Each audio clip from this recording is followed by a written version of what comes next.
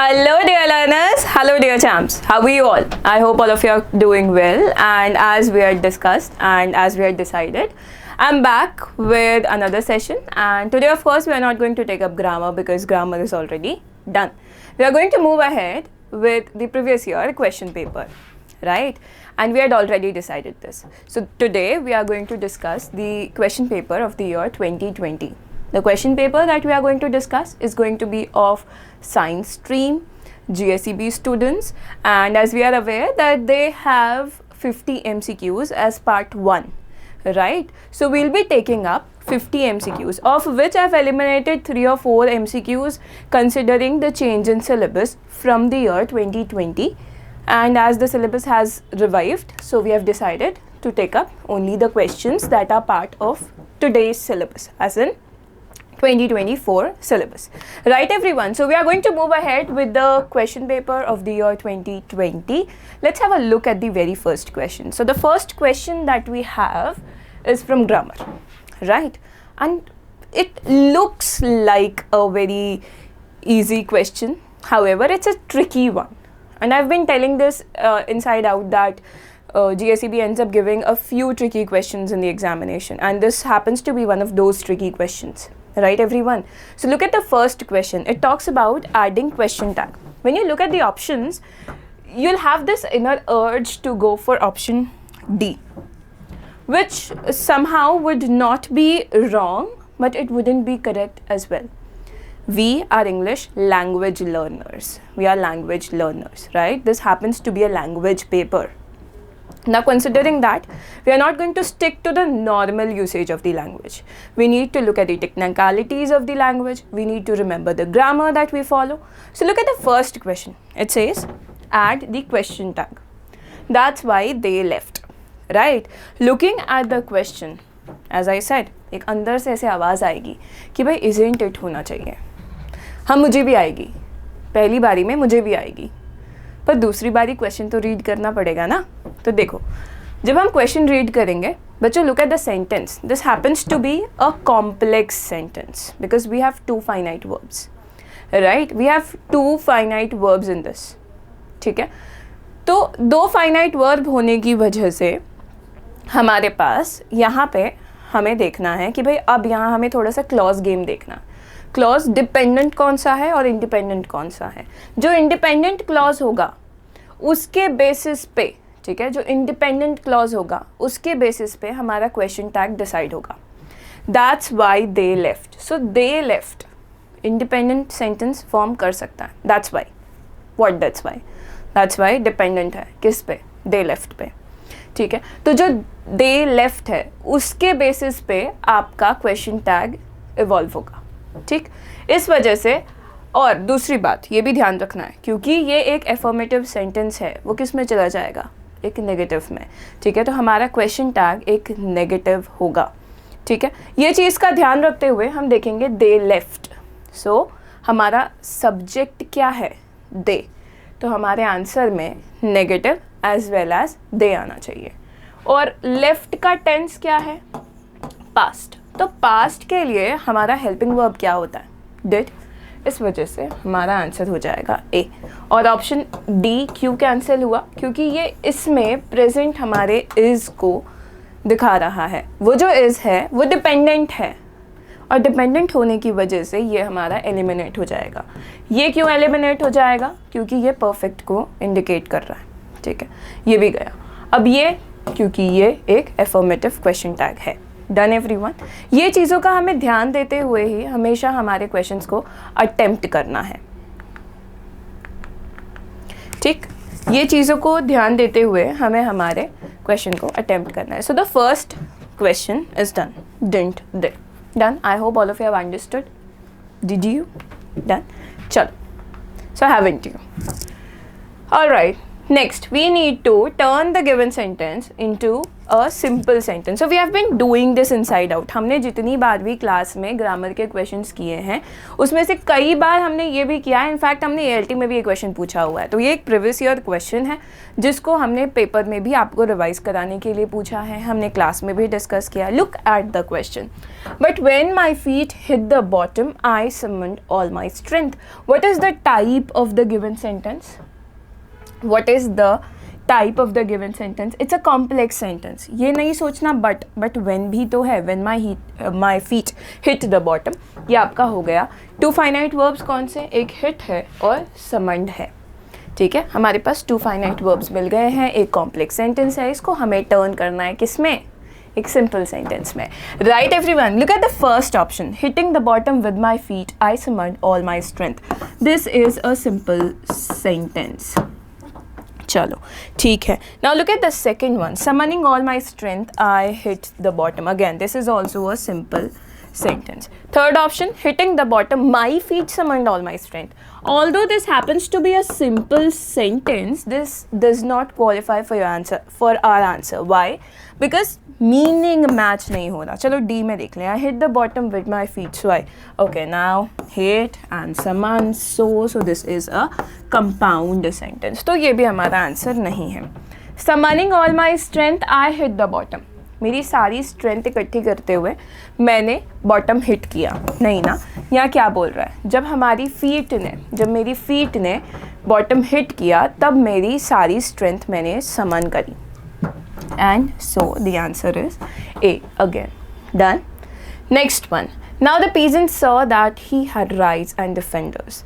Okay, हमें use करना है to. तो to के साथ में हम लोग both यूज़ करते हैं. to के साथ में हम लोग both यूज़ करते हैं. चलो ये रहा easy. B. The peasant saw that he had both rights and defenders too. Done. अब इसमें ज़्यादा बुद्धि लगाने की ज़रूरत नहीं हुई क्योंकि नहीं तो मीनिंग बदल जाएगा. तो ये ध्यान में रखते हुए हमारा ऑप्शन हो गया B. Next, actresses don't work full time, do they. यहाँ पे क्वेश्चन टैग है, हमें इसे एक एफर्मेटिव सेंटेंस में टर्न करना है. ठीक है, तो अब if they are not working full time, what are they working? Are they avoiding or is it optional for them? So they don't work full time, it's optional for them. So we have our answer D. Done. Next, thumbprints on his windpipe means that it puts them under uncomfortable situation, right? So uncomfortable position. Next, M. Hamill had said that he would question us on. Now, who's saying this? That he would question us? Us यानी कौन? Franz and the team. So he would be questioning on participles. देखो बच्चों, ये first chapter में से question है. First chapter यानी हमारे चैप्टर का नाम क्या है? Look at the irony, the last lesson.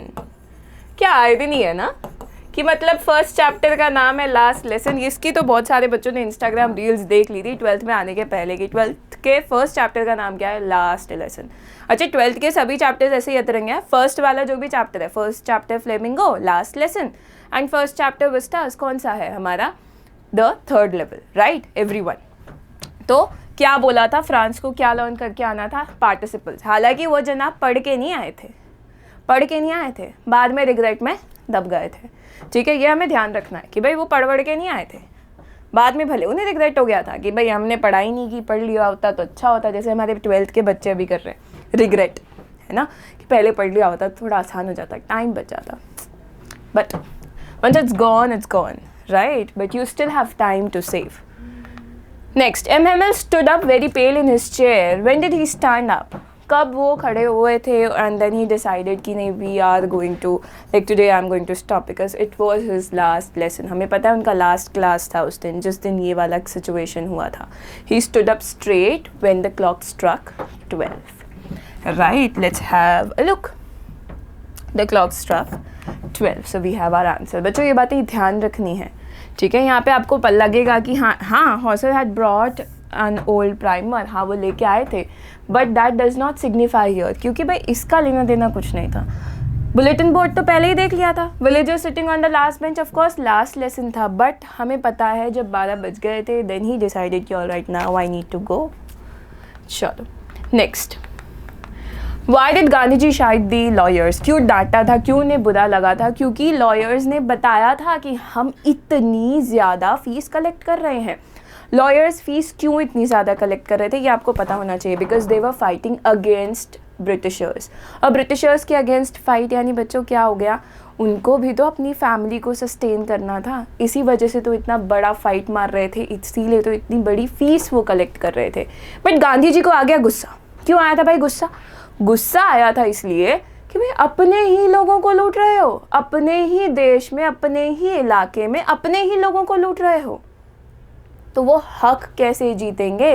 बस इसी वजह से उन्होंने क्या किया था, he chided the lawyers. So now considering that, let's have a look at the option as they collected big fee from the sharecroppers. Done everyone? I hope this is clear to everyone. और अगर chapter read नहीं किया, if you haven't read the chapter yet, go and read it, because as much as you'll read, you'll keep on concising the ideas. Remember that. Next. Okay, Dash was a reporter for Private Eye for few years and has written features for Vanity Fair. So we know Vanity Fair, Private Eye के लिए किसने काम किया था। एक ही तो chapter है यार, अपना इंटरव्यू प्यारा सा छोटा सा एकदम फटाफट शुरू होते ख़त्म। तो ये चीज़ का ध्यान रखते हुए हमें पता है किसने लिखा है इंटरव्यू चैप्टर। देखो बच्चों, आपको चैप्टर के साथ साथ राइटर के नेम्स याद होने बहुत ज़रूरी हैं। नहीं याद करोगे तो पता चला एग्ज़ाम के एक दिन पहले सब मिक्सअप हो रहे हैं। वैनिटी फेयर और प्राइवेट आई के लिए काम किया था क्रिस्टोफर सिल्वेस्टर ने। ठीक है, तो ये रहा हमारा answer. Next, Subbu had a separate identity as a poet since why? He had an identity as a poet because he was an ability of writing for the layman as well. ठीक है, layman के लिए भी वो लिखा करते थे। He was certainly capable of more complex and higher forms of poetry. He composed several truly original stories/poems. He had deliberately chosen to address his poetry to the masses. All of the above. ये सब कुछ उन्होंने अपने ऊपर apply किया था। भाई हम कुछ कॉम्प्लेक्स लिख के कुछ अच्छा कर सकते हैं, लेकिन हमें क्या करना है, हमें सब तक पहुंचना है, सबके बारे में सोचना है। ये सोचना बहुत बड़ी बात होती है। एंड इसी के साथ सुब्बू का कैरेक्टर हमें बहुत कुछ सिखा गया था। भाई चैरिटी, ठीक है, हमें चीयरफुल रहना है। सिचुएशन आपको कैसा भी फोर्स करे, हर वक्त अपना नहीं सोचना है, सबका सोचना है। He was one cheerful man, right? And he was also a man who practiced charity like anything. He let everyone stay at his own place. और फिर भी देखो, जनाब के हेटर्स थे। कौन था उनका सबसे बड़ा हेटर? ये आपको कमेंट सेक्शन में बताना है। ठीक है, चैप्टर रीड नहीं किया, रीड कर लेना। पोएट्स एंड पैनकेक्स बहुत इंपॉर्टेंट चैप्टर है। Okay, the series of emotions that Douglas experience. अभी डगलस कौन से चैप्टर में है भाई? डीप वाटर में। छपाक छपाक जब ट्रेंड कर रहा था तब हमने ये चैप्टर पढ़ा था, राइट बच्चों? तो डगलस जो थे वो बेचारे पानी में गिर गए थे या फेंके गए थे? इसका आंसर भी आपको कमेंट सेक्शन में बताना है। ठीक है, the series of emotions that Douglas experience when he was thrown into the pool. Okay, so we have the answer here. He was thrown into the pool was that his head throbbed and that is when he realise okay जिंदा तो हूँ मैं, पर पता नहीं आगे क्या होगा। Next, how old was the writer when he decided to learn to swim? Now who's the writer? पिछले क्वेश्चन में वैसे तो आंसर मिल गया है, but still you will try to attempt it. कब, कितनी उम्र थी भाई, कितनी उम्र थी? ठीक है, so he was 10 years old when he decided to swim. Tiny vestiges of the old terror would return. What does the term vestiges refer to? So हमने देखा था tiny vestiges, tiny leftovers. Now leftovers मतलब क्या हो गए? Remaining parts. Next, Christopher Sylvester says, yet despite the drawbacks of the interview, it is a supremely serviceable medium of communication.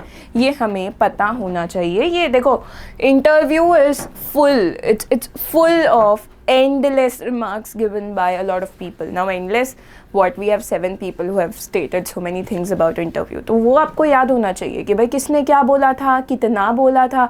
Rudyard Kipling ने तो कितना सारा बोला था। ये सब आपको याद रखना बहुत ज़रूरी है। इंटरव्यू चैप्टर आपके MCQ के लिए इम्पॉर्टेंट है। इंटरव्यू चैप्टर आपके क्वेश्चन आंसर्स के लिए इम्पॉर्टेंट है। मतलब ultimately you have no other option but to read interview. ठीक है, और इंटरव्यू है अच्छा, it's just that it has a lot of information in it, remember that. Next, find the origin of the word barbecue. Now हमने ये देखो ये last lesson में से उठाया हुआ है. लास्ट लेसन में कहाँ पे, जब हमारे क्वेश्चन आंसर ख़त्म हो जाते हैं, वर्किंग विद लैंग्वेज नाम का एक सेक्शन आता है, उसमें वर्ड्स दिए हुए हैं. देखो 2020 में बारबेक्यू पूछा था, 2025 में कुछ और पूछ सकता है. प्लीज़ नेग्लेक्ट मत करना और इस चीज़ से सीख लेना. So this is taken from Spanish. Barbacoa, barbacoa is the word, ठीक है. Barbacoa is the word in Spanish, जिसपे से हमारा बारबेक्यू वर्ड आया है इंग्लिश लैंग्वेज में. तो आपको पता होना चाहिए कि इस वर्ड का ओरिजिन स्पेनिश से है. उसमें और भी कुछ वर्ड्स दिए हुए हैं जिनका ओरिजिन आपको पता होना चाहिए. उसको आगे लेके नेक्स्ट टॉपिक पे, नेक्स्ट क्वेश्चन पे चलते हैं. तो कहते हैं साहिब आलम. अब साहिब आलम कौन से चैप्टर में है? लॉ स्प्रिंग में, ठीक है. लॉ स्प्रिंग में है. लॉ स्प्रिंग में ये क्या करता था? गार्बेज पिकअप करने का काम करता था. इसके नाम का मतलब पूछा हुआ है, साहिब ए आलम, ठीक है. कहाँ क्या नाम था, क्या मतलब था? Lord of the universe. देख लेते हैं. Which means dash is directly in contrast to what sahib is in reality. अच्छा, इसी लाइन में हमें एक फिगर ऑफ स्पीच भी मिलता है. इट्स आयरनी, ठीक है. It's irony. तो हमें पता होना चाहिए कि फिगर ऑफ स्पीच क्या है इस लाइन में. इस लाइन में फिगर ऑफ स्पीच है आयरनी. उसके नाम का मतलब क्या है? What is the meaning of his name? Lord of the universe. Done everyone? Let's have a look at the next one. As soon as the young girl caught sight of the rat trap seller. अच्छा, ये young girl कौन थी? Young girl कौन थी? वो बहुत ही सुशील सुंदर लड़की नहीं थी. हमें पता होना चाहिए. She was a middle age girl and she was the daughter of the iron master. उसका नाम क्या था? कमेंट सेक्शन में बताओगे. इट स्टार्ट्स विद ई, ठीक है. चलो, rat trap peddler. She what did she do? She went to him and she pulled up the hat. उसके चेहरे पे वो जो मुंह पे से हैट रख के सो रहा था, उसके मुंह पे से उठा लिया था, ठीक है. ये आपको पता होना चाहिए. pull down the hat over his eyes, sorry, went up and lifted his hat. Done everyone? So we have the answer.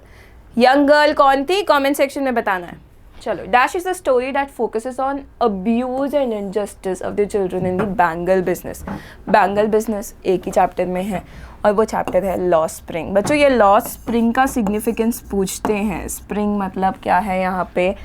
It symbolises childhood. So lost childhood, ठीक है. लॉ spring is for lost childhood. आपको पता होना चाहिए. Significance पूछते हैं.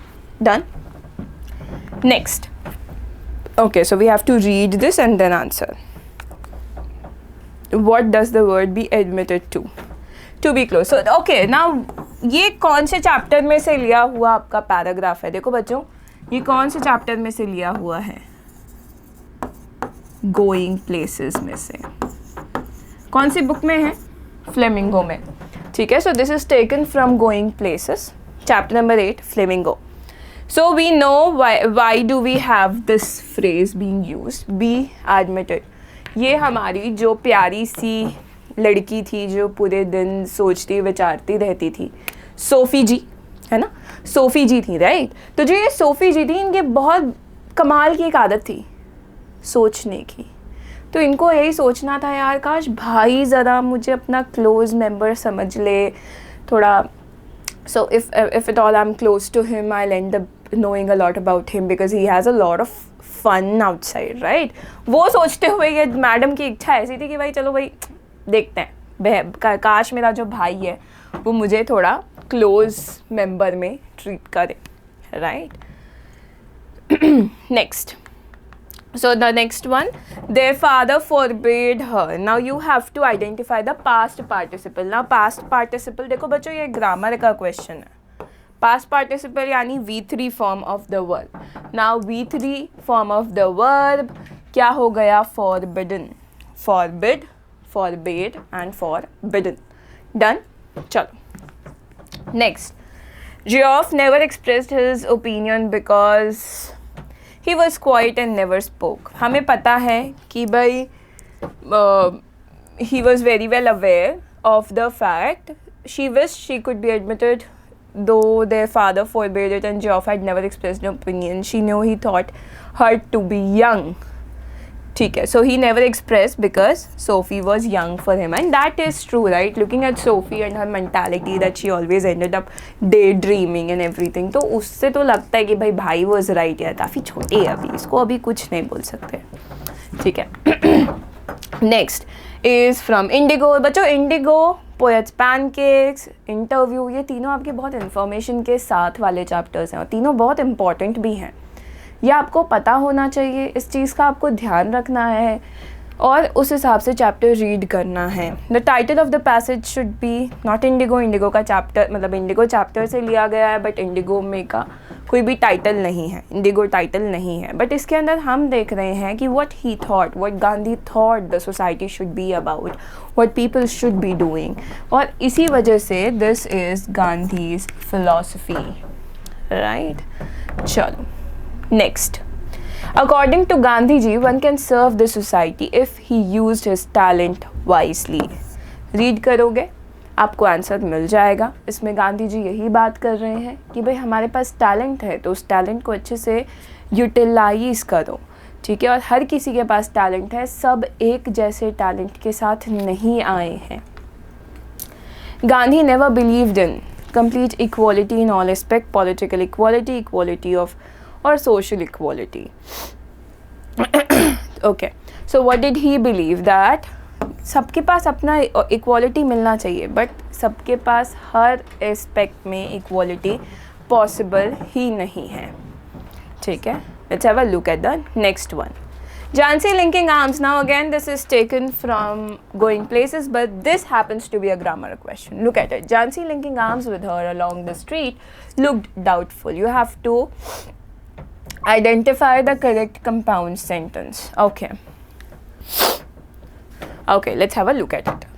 A is not a compound sentence because it has just one finite verb, तो नहीं है.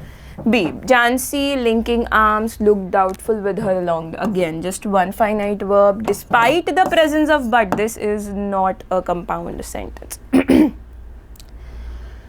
Okay, again ये भी नहीं है. अब यहाँ देखो आगे आपका कंपाउंड सेंटेंस. बच्चों मतलब आपको क्या देखना है कंपाउंड के लिए? Two finite verbs joined bye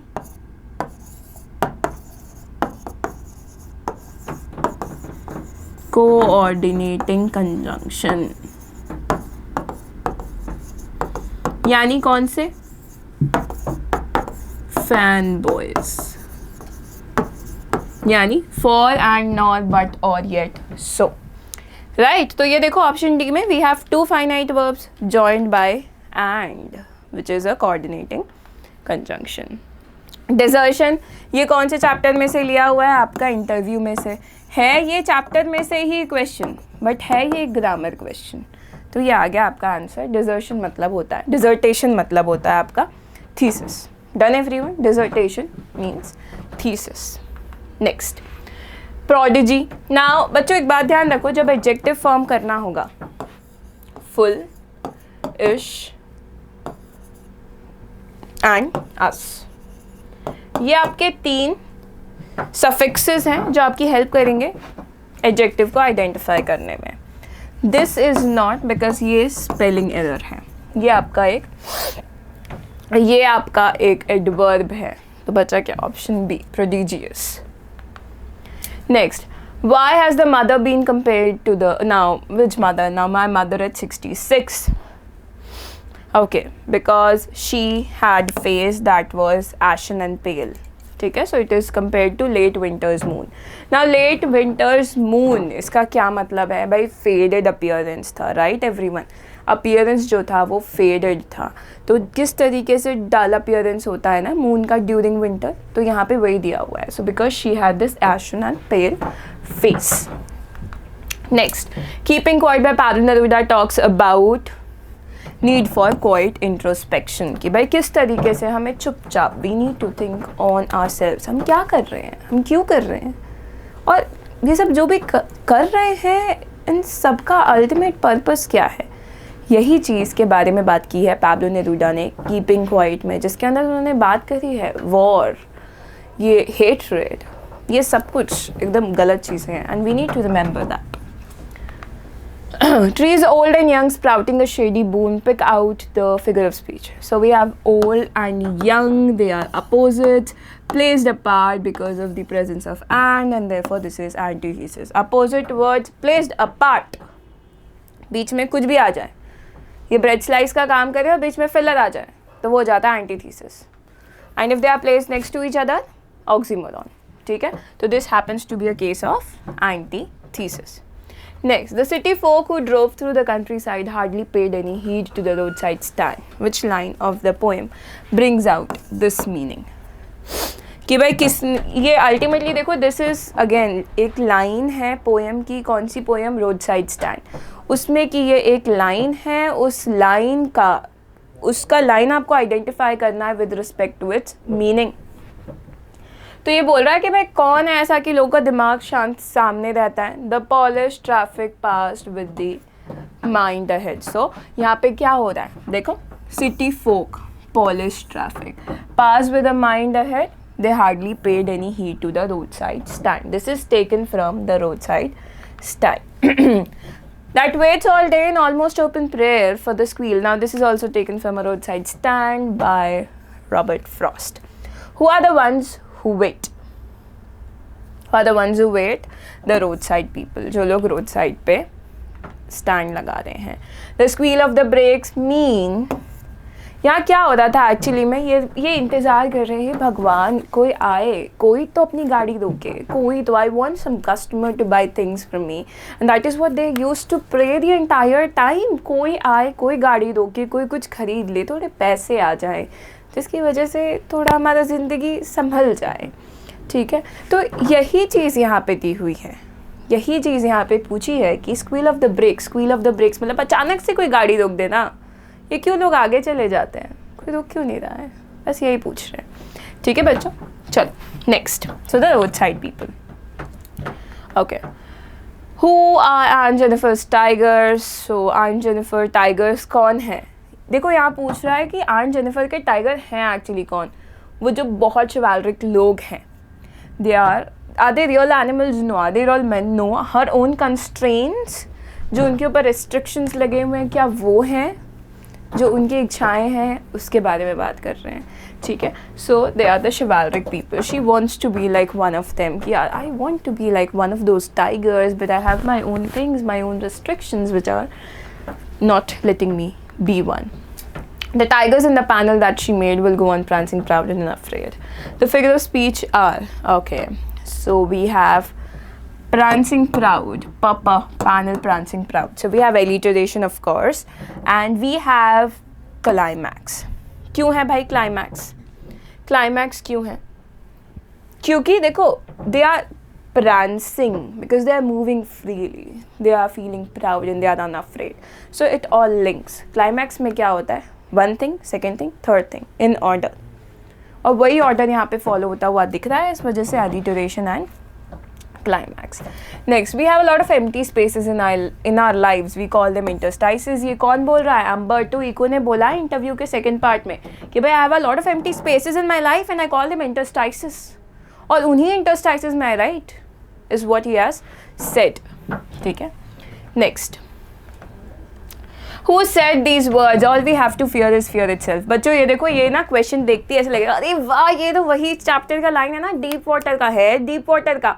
लेकिन विलियम डगलस ने नहीं बोला है. गलती नहीं, गलती बिल्कुल भी नहीं. हमने क्लास में भी ये चीज़ डिस्कस करी थी. Although the line is mentioned in deep water, this is not said by William Douglas, it is rather said by one of his friends, Roosevelt. So we have him here. He was the president, right? The president of America. Next, the makeup room had the look of a hair cutting salon because it had large mirrors at all angles, incandescent lights, बड़े बड़े mirrors थे, lights थी, जिसकी वजह से वो makeup salon जैसी feeling देता था, hair cutting salon जैसी feeling देता था. Next, garbage to them is gold is an expression of literary experience. Which device? Now which device is used? Garbage is gold to them. Now gold to them, one is hyperbole. ठीक है, it's a gold for them. कुछ ज़्यादा ही बड़ा चढ़ा के बात होगी, ओह ये तो हमारे लिए सोने के बराबर है. सोना क्या है? It's a valuable thing, right? So it's the use of hyperbole. I remember that my friend Roland Barthes was always frustrated. Negative. Remember, I cannot forget. एक तो नेगेटिव ढूंढना है, एक लौता ही नेगेटिव है, देखो बाकी दूसरा है भी नहीं. ठीक है, I'm so sorry about it, but this is the only option that we have that's negative. I cannot forget that my friend Roland Barthes was always frustrated. Next, there is no school, so no school matlab there's presence, there's absence of school. Now correct interrogative. Is there any school? देख लो भाई, is है, there है, हमारा structure क्या हो जाएगा? Helping verb plus subject plus एक negative होगा, बिकॉज सॉरी यहाँ पे हमारा affirmative, this negative will be removed. तो उस वजह से हम क्या देख लेंगे, अपना ये ऑप्शन हो जाएगा. So this is talking about count. कोई स्कूल है क्या? It could be counted, right? And therefore we have the option C. ये तो नहीं होगा, ये भी नहीं होगा, क्वेश्चन टैग है. ठीक है. The big bellow groaned and the burning coal cracked. ये बोल रहा है कि भाई बिग बेलोज जो थे वो ग्रोन कर रहे हैं. आपको चूज करना है कॉम्प्लेक्स. ये हो रहा था, साथ ही साथ वो भी हो रहा था. The big bellows groaned while the burning coal cracked. When the big bellows groaned, the burning coal cracked. जब बिग बेलो ग्रोन कर रहे थे तब बर्निंग कोल जो है वो क्रैक कर रहे थे.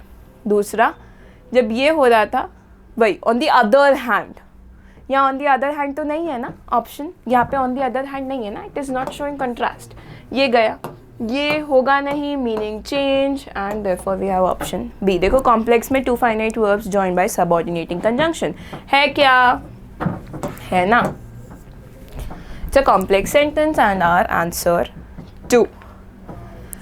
ज़िदकला Sa was adopted by Gertrude Simmons Bonnin. बच्चों ये आपका वो वाला चैप्टर है, आपका ये वाला चैप्टर है लास्ट, मेमोरीज ऑफ चाइल्डहुड, जिसके अंदर ज़िदकला सा और बामा ने लिखा है. उसमें से ज़िदकला सा का जो रियल नेम है it's Gertrude Simmons born.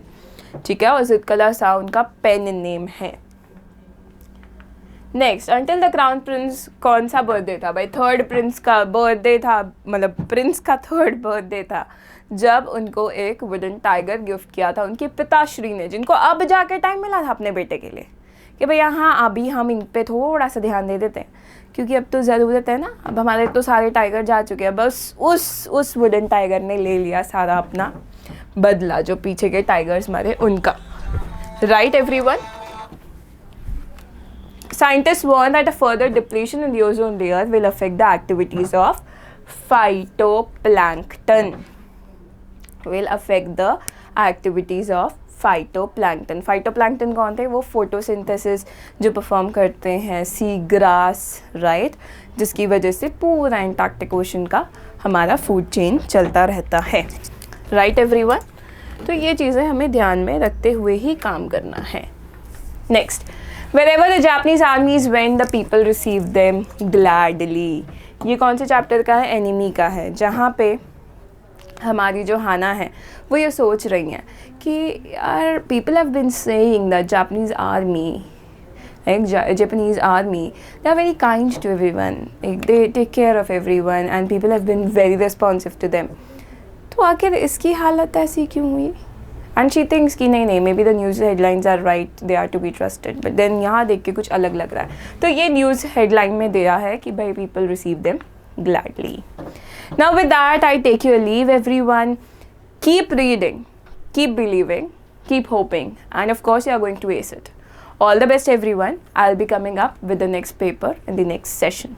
Have a nice day everyone. All the best.